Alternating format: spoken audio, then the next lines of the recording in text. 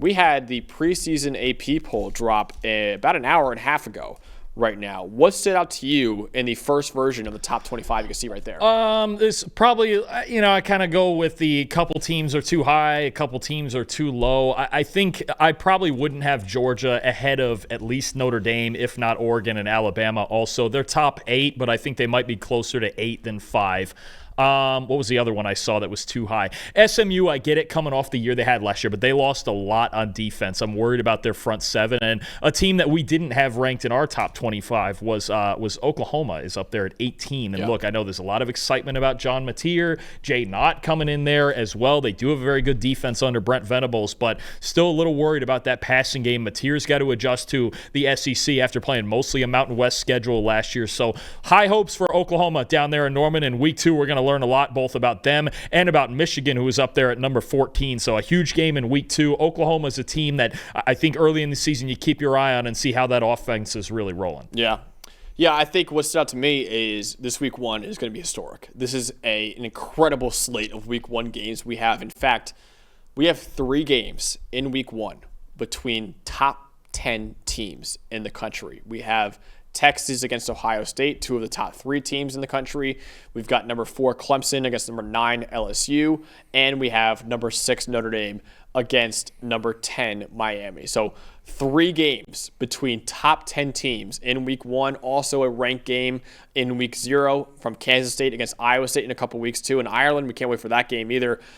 I disagree with some of the list, obviously, but the biggest thing I took away, Dalton, is I cannot freaking wait for what should be one of the best week 1s we've ever seen in college football. Huge game in week 0 in the Big 12, like you mentioned. 3 top 10 matchups in week 1. And then you look at some of the other games that are outside of that top 10. South Carolina playing Virginia Tech, not an easy game.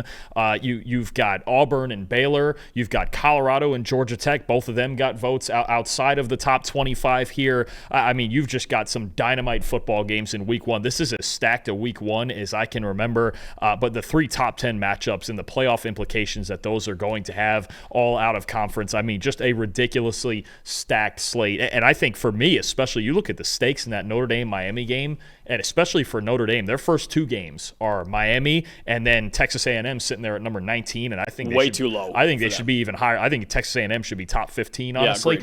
Notre Dame's got some huge stakes week 1 and 2 against the number 10 team and the number 19 team right now. Yeah, I actually put Texas A&M in my top 15 when we went over that last week. So I agree with you. They should be a top 15 team right now.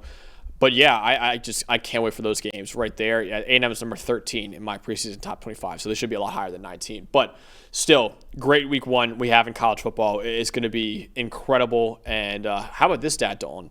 First time ever that Texas is starting off number 1. For a program as storied as the Longhorns are, this is the first time ever they've started the season number 1 in the AP poll. I thought it was a crazy stat when I saw that. Yeah, I was surprised maybe after the Vince Young National Championship or sometime in the era when they had Colt McCoy as their quarterback. I figured they'd be number 1 there at some point. But no, I mean, it just shows you the expectation that is on Steve Sarkisian, that's on Arch Manning, that's on what's arguably going to be the best defense in the country. They made, obviously, the Final Four last year and barely lost to Ohio State. I think you're really looking at a team, and especially these teams at the top, especially those top 4, right? You look at Texas, Penn State, Ohio State, Clemson, and the expectations on them right now, especially Texas, Penn State, Clemson, after Ohio State won the title last year.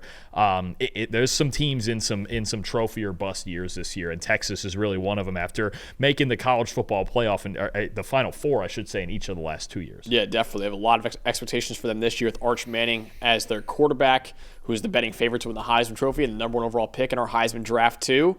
So a lot of expectations on Texas right now, but they start off the year number 1. They're playing number 3 Ohio State, the defending national champs, in Ohio Stadium in week 1. We're, of course, going to preview that game and every other game between Power 4 teams, all 11 games coming up in a couple weeks. And, of course, the Kansas State-Iowa State game, too, the week before in Ireland. It's a massive, massive week 1. We got Fence Post even shouting out the Baylor-Auburn game. That's a huge game on Friday night, too.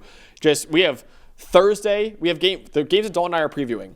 A game on Thursday, some games on Friday, obviously games on Saturday, games on Sunday, and games on Monday. We have 5 days filled with massive games in college football, back to back to back to back to back.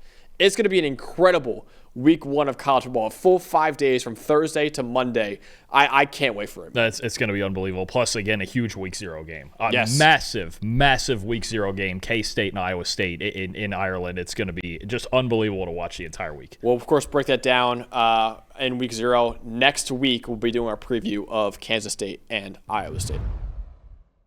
Hey, thanks for watching another episode of the PFF College Football Show. Please make sure you guys subscribe to the channel. Also, subscribe to PFF Plus at subscribe.pff.com for all of the same data and grades that we use in our show, plus fantasy tools, betting tools, and our mock draft simulator.